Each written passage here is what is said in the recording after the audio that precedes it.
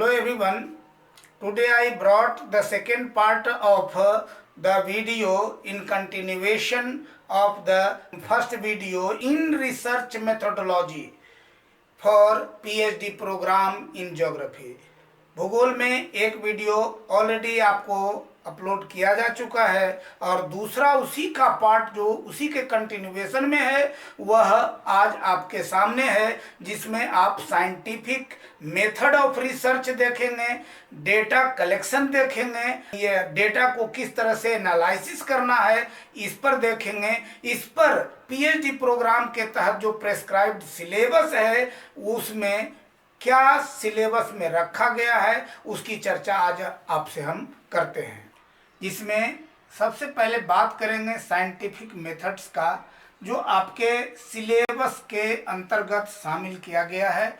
इसमें scientific method syllabus के दूसरे पार्ट में है, दूसरे यूनिट में है, और जिसके अंतर्गत सबसे पहले साइंटिफिक मेथड क्या है, साइंटिफिक मेथड के चरण क्या हैं, साइंटिफिक मेथड ऑफ रिसर्च की विशेषताएं क्या है, इस पर बात किया जाता है।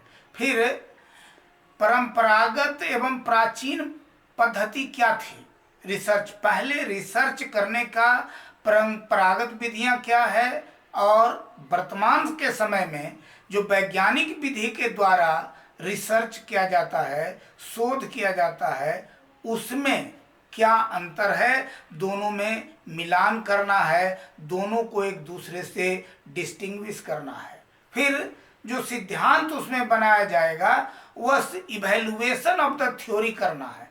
जो थ्योरी आपका फॉर्मुलेट होता है उस थ्योरी को इवैल्यूएट कीजिए, मूल्यांकन कीजिए, क्या यह थ्योरी जो हम बना रहे हैं यह इवैल्यूएशन में हमको गोल तक पहुंचा रहा है कि नहीं। जिस बिंदु तक रिसर्च में पहुंचना चाहते हैं, जो लक्ष्य, जिस लक्ष्य की प्राप्ति के लिए हम रिसर्च कर रहे हैं, क्या हमारे द्वारा formulated theory, build up theory research के लक्ष्य तक रिसर्च स्कॉलर को पहुंचाता है अथवा नहीं, और उसको कसौटियों पर कसना है। डिफरेंट पैरामीटर्स के आधार पर उस थ्योरीज को कसना है कि हमारा सही उतर रहा है या नहीं उतर रहा है। क्रिटिकल थिंकिंग करना है। क्रिटिकल थिंकिंग का मतलब आलोचनात्मक सोच, समीक्षात्मक सोच डेवलप करना है।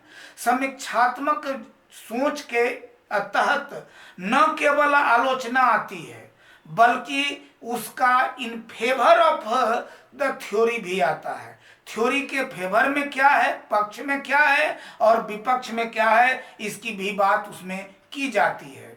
इसके बाद हम मेथड ऑफ डाटा कलेक्शन की बात करते हैं। आंकड़ा संग्रह की विधियां क्या है। सिलेबस में वैसे तो अनेक विधियां हैं, लेकिन आपके सिलेबस में जो दिया हुआ है अभी, इसमें सैंपल डिजाइन करना है, प्रतिदर्श विकल्प क्या है, what is sample and what is the sample design, what is the procedure of sampling, ये सारी बात, what are the types of sampling, which sampling is suitable for our work, for our research work, कौन सा sampling का प्रकार हमारे research के लिए सुटेबल होगा। रिसर्च को देखते हुए सैंपलिंग का प्रकार भी आपको सेलेक्ट करना होगा, सैंपल साइज सेलेक्ट करना होगा, सैंपल डिजाइन बनाना होगा। फिर सैंपल का टेक्निक भी आपको एडॉप्ट करना होगा कि किस प्रतिदर्श तकनीक को हम अपनावें, so as to procure the goal, prescribed goal जो हम निर्धारित करते हैं वहां तक पहुंचने के लिए। उसके लिए इंस्ट्रूमेंटल मेजरमेंट क्या होगा, यांत्रिक मापन कैसे करेंगे, collection and preservation of sample कैसे करेंगे, सैंपल का हम कैसे प्रिजर्व करेंगे ताकि हम हमारे रिसर्च वर्क के अंत समय तक वह काम आवे। डाटा कलेक्शन में शेड्यूल का प्रयोग करेंगे, तालिका बनाएंगे, तालिका के साथ साथ क्वेश्चनायर बनाएंगे, क्वेश्चनायर और शेड्यूल में अंतर होता है। क्वेश्चनायर आपको फॉर्मुलेट करना होगा। क्वेश्चनायर है क्या, सिंपल सी बात, सिलेबस के समझने के दौरान, ऐसे तो बाद में हम लोग क्वेश्चनायर पर विशेष वीडियो बना करके आपके सामने रखेंगे, लेकिन क्वेश्चनायर को सिंपली समझ लिया जाए कि a collection of questions is called, simply called questionnaire. A sampling of question is called questionnaire. तो कितना सवाल उठता है कि कितना नंबर ऑफ क्वेश्चंस कितना हो for an ideal questionnaire. Ideal questionnaire बने, हमारा आदर्श प्रश्नावली हो रिसर्च में, इसके लिए प्रश्नों की संख्या क्या दिया जाए, 25, 50, 75, 100, 200, 400, 1000, 2000, कितना हो, यह आपको तय करना है कि कितना प्रश्न दिया जाए ताकि हमारा रिसर्च टॉपिक की अपेक्षाएं सर्व हो जाएं। हालांकि विद्वानों का मत है कि सिंपली 100 क्वेश्चन होना चाहिए, लेकिन मिनिमम 25 क्वेश्चन का क्वेश्चनायर अवश्य बनाना चाहिए। इंटरफील्ड में जाइए, इंटरव्यू ऑर्गेनाइज कीजिए, इंटरव्यू के माध्यम से डाटा कलेक्शन कीजिए। तो डाटा कलेक्शन का उद्देश्य क्या होगा, इस पर भी आपको चर्चा करना होगा कि डाटा कलेक्शन का उद्देश्य क्या है। टाइप्स ऑफ डाटा कलेक्शन, कितने प्रकार का डाटा कलेक्शन होता है, प्राइमरी डेटा, सेकेंडरी डेटा, यही डाटा का कलेक्शन है। और इसमें प्राइमरी डाटा का प्रकार क्या है, सेकेंडरी डाटा का प्रकार क्या है, दोनों की अलग अलग विशेषताएं क्या है, ये जानना होगा। Essentials of data collection, data जब कलेक्शन करेंगे तो उसका मूलभूत तथ्य क्या है जिसको हमेशा दिमाग में रखना पड़ेगा, ताकि उसको दिमाग में रखें तो हम सही दिशा में हमारा रिसर्च वर्क बढ़े। इसके लिए you should know the types of data collection, you should know the essentials of data collection. फिर एजेंट बेस्ड इंफॉर्मेशन, आपको घटक आधारित सूचना है, किस प्रकार का घटक का प्रयोग करें तो हमको कैसी सूचना प्राप्त होगी। इसको उल्टा करके कहते हैं, किस प्रकार की सूचना पाने के लिए कैसे घटक का प्रयोग करें, दोनों वाइस वर्सा के रूप में इसको समझ लेना चाहिए। फिर है ओरल ट्रेडिशन, मौखिक परंपरा भी रही है, पूछताछ करके हम डाटा कलेक्शन कर लेते हैं। फिर मेमोइर्स है, वृत्तांत लिखते हैं, डायरी लिखते हैं, समाचार पत्र का कटिंग काटते हैं। अगर कोई लेटेस्ट हमारे शोध से संबंधित, हमारे शोध के शीर्षक टॉपिक से संबंधित कोई नई बातें निकल करके पेपर में छपी है तो उसको भी हम कटिंग करके रखेंगे। अगर कोई टेक्स्ट कहीं मिल रहा है, कोई पत्रिकाओं में, साप्ताहिक पत्रिकाओं में, मासिक पत्रिकाओं में, पाक्षिक पत्रिकाओं में कोई अवतरण प्रकाशित हुआ है या पुस्तकों में कहीं अवतरण मिल रहा है, उस टेक्स्ट को भी हम कलेक्ट करेंगे। मॉडर्न साइंटिफिक मेथड जो अभी वर्तमान समय में वैज्ञानिक पद्धति जिसको कहा जाता है, जो उसकी जो विशेषताएं होती है उसको भी हम लोग एडॉप्ट करेंगे। अब देखिए कि मेथड ऑफ डाटा एनालिसिस क्या है, आंकड़ा विश्लेषण की विधियां क्या है।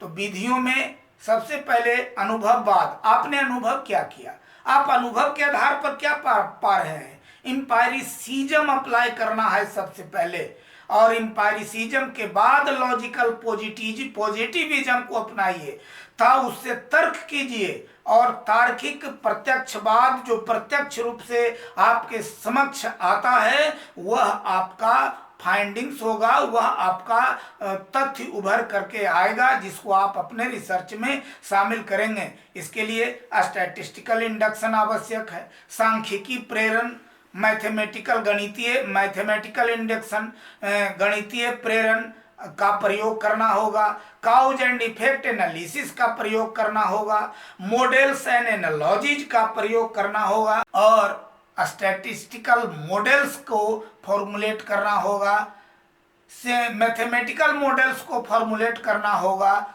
सो दैट आपका जो रिसर्च फाइंडिंग है बिल्कुल हर एक दृष्टिकोण से, प्रत्येक दृष्टिकोण से एकदम एक्यूरेट हो और सिस्टमैटिक हो।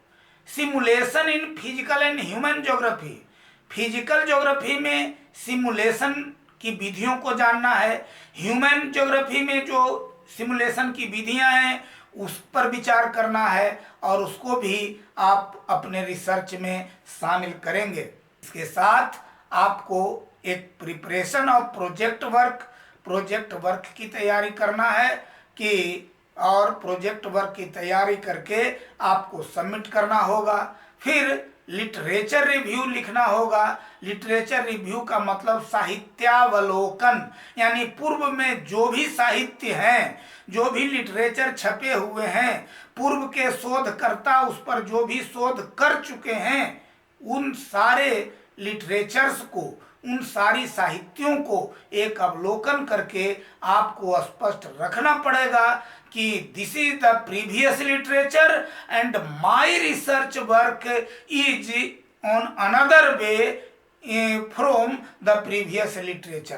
पहले जो रिसर्च किया जा चुका है उस रिसर्च वर्क से हमारा रिसर्च वर्क कुछ अलग होगा।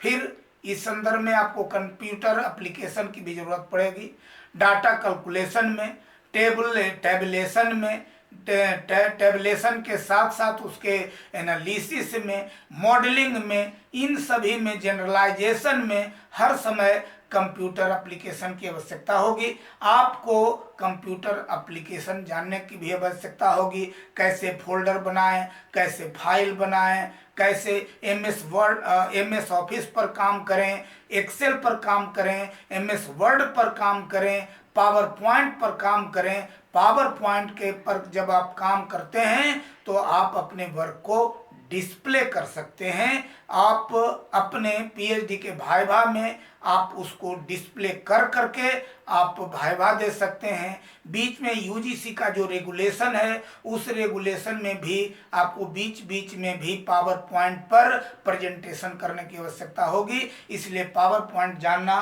आपके लिए अति आवश्यक होगा।